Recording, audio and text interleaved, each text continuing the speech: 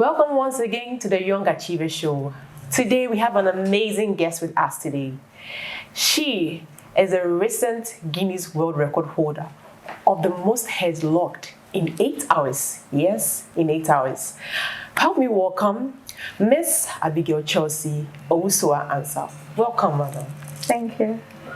Wow. So, how does it feel?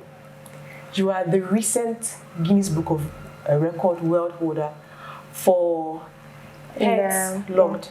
How does it feel to be the recent holder now? It feels good.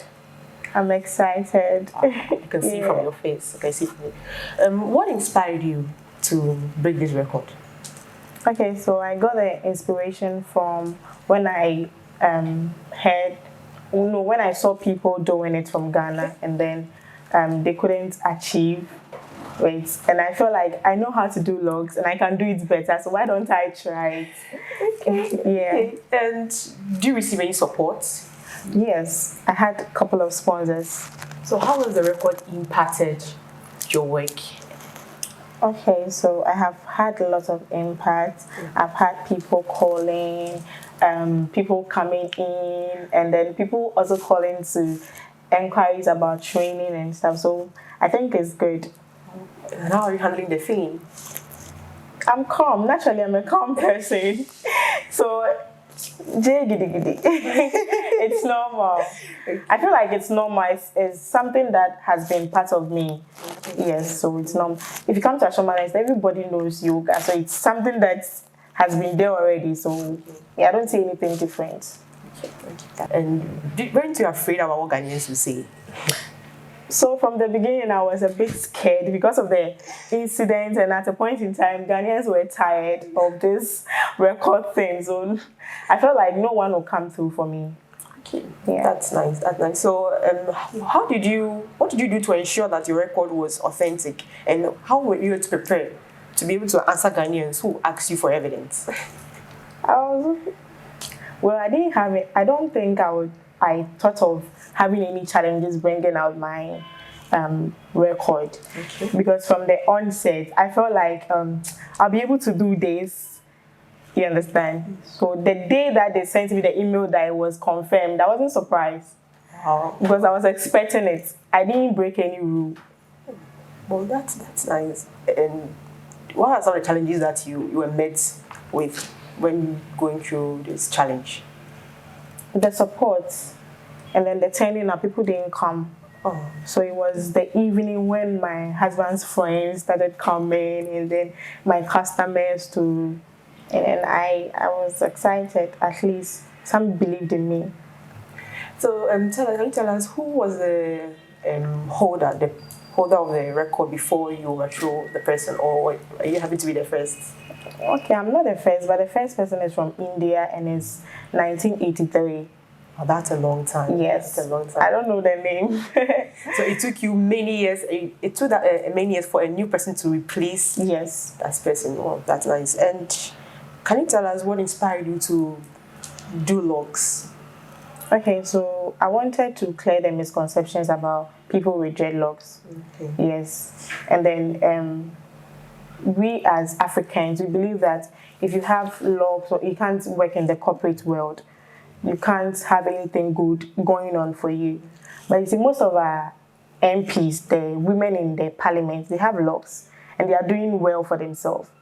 So I wanted to highlight that point and also educate more people about natural hair, and then how adding chemicals to your hair can cause lots of damages. Yeah.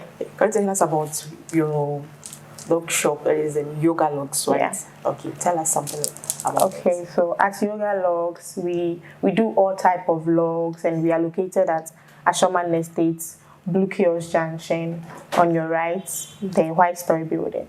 Yeah, and then we also do training, and you can walk in even if you don't want to come in. Do your hair. You can walk in and ask questions.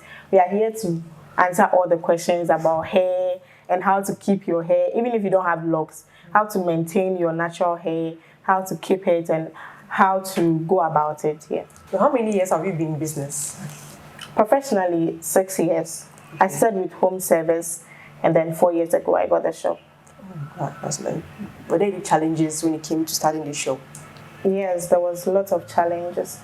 Like, I started from home services, so I have to keep money bit by bit, and coming for shop too is like 5 years terms. They don't take 1 year or 2 years, so the money involved. Okay. Yes, lots of money. So that was a challenge. Were your family members against you pursuing locks? Did you receive any backlash? Yes. I remember when I first had my locks and I went back to the village, and then my aunties was like, "Hey, you didn't know how you good, so I don't bother, man." And I said, "I love it, so I want to do it." She said, "No, I want you to go to school." I said, "I want to do locks. That is what I love. I love to do hair. I want to do locks." She said, "No." So I didn't go to the house for like 5 years. Wow, that's a long time.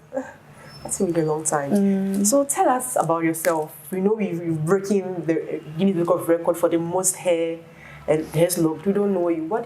Who is Abigail Chelsea Owusu Ansah? Okay, so Abigail is Abigail. And then I'm an SHS leaver. Yes, and I'm married. I have one daughter. And I come from the Eastern region. I don't know what else you want to know. Oh, maybe you have maybe a favorite dish, maybe. Yes, I love fufu a lot. Hey, this fufu, and I love music. Yes, hey, I love music. Wow. Oh, okay. Yes. So, what will you give as a caution or as encouragement to any Ghanaian out there who's also wanting to pursue this path of breaking a record? Okay, so breaking a record, first of all, you have to, whatever you want to break has to be something you love to do. Okay. Because training can't get you to win. It's about passion. If you have the passion, you can be able to accomplish whatever you are doing. So you can't just say I want to go and do, let's say, driving. Whilst you know that you know how to drive, but you don't have passion for it, you can't do it. At the end of the day, you will fail. So whatever you want to do or whatever record you want to break, you have to have the passion for it. So you can go through, think through, and then choose the one that you feel like within you, this is what I can do. So how did you feel like when they confirmed that you have won and you saw the message? What was your reaction? Okay, so first of all, I wasn't surprised. I knew they would confirm it because I didn't break any rule, and I knew that I completed all the guidelines that they gave me. So I was here, but then it came as a surprise. My manager called me and he was like, "They have confirmed it all." Oh. And I was so surprised. Oh, wow. I was here and I was shouting. I couldn't say it. I couldn't do anything. Yes, that was the feeling.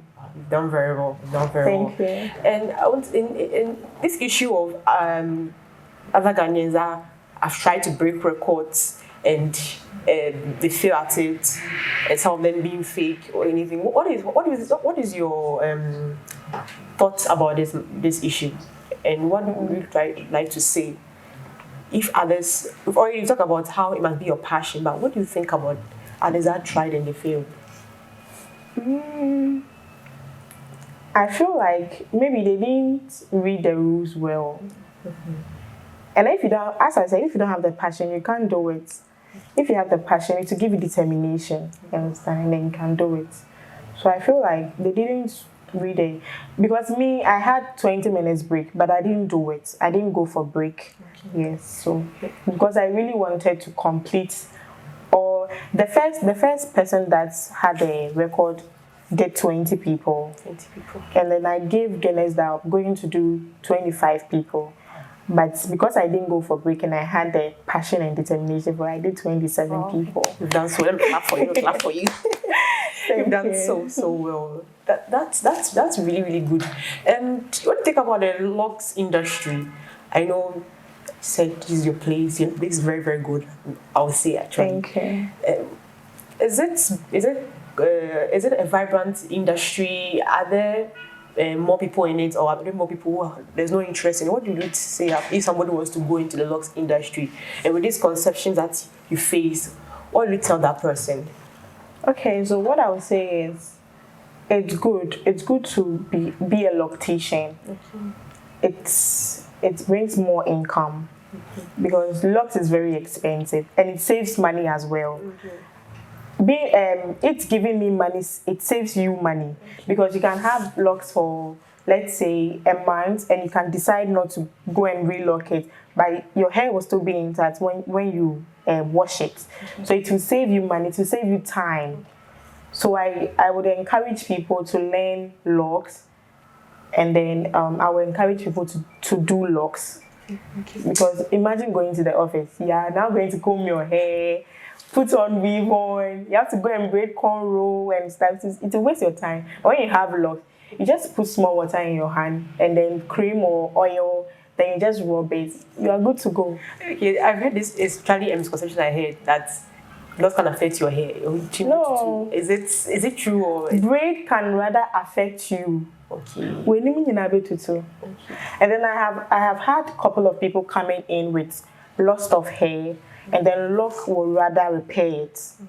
It's been funny, so when you make tutu and you come here, the locks will help it grow because you don't really worry your hair. But every month you go and braid your hair, and still it will be going back. You understand? But then when you have the locks, you don't worry it, you don't be pulling it, so it will be growing. It rather saves you.